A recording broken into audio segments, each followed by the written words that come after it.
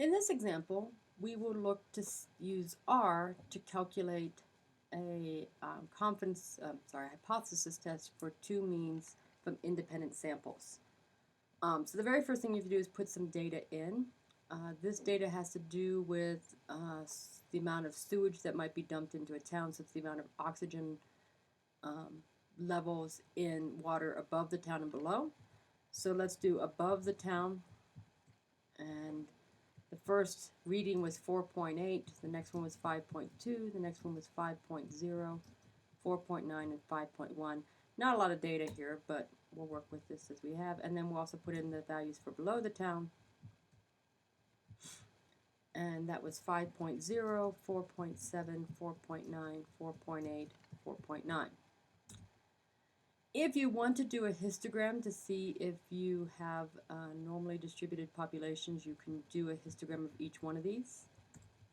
With only 5 data points, we're not going to get much in the way of a histogram here. This histogram looks obviously very skewed right, but again, with only 5 data points, that might not be very telling. We can also do a quartile, normal quantile plot, which is QQ norm of above, and that actually looks fairly linear. In fact, it looks like a very nice line going through the data. So we could probably say the population is normally distributed.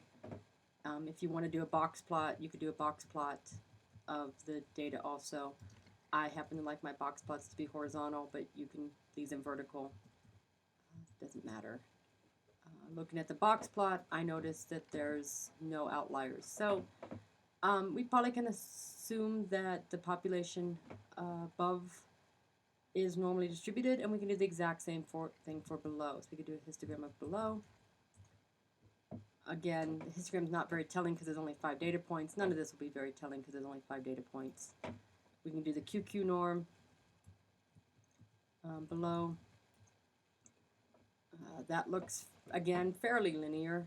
There's a little bit of a blip going on, but overall really fairly linear. And then we can also look at the box plot.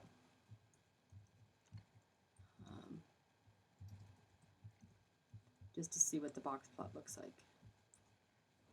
And again, not very telling, but there is no outliers in this data set. But with 5 data points, it's not very telling. So now we're ready to do the calculations. And to do the calculations, you are going to do a t-dot test.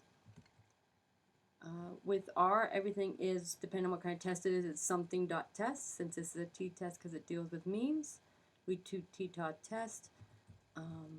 We'll do above and then below, because I happen to call x1 the oxygen level readings above the town, next to the oxygen level readings below the town, so I want to put them in that order. And then I want to see if above the town is greater than below, so I want to look at my alternative hypothesis being greater. So you do alternative equals greater, and hit enter, and here's your information.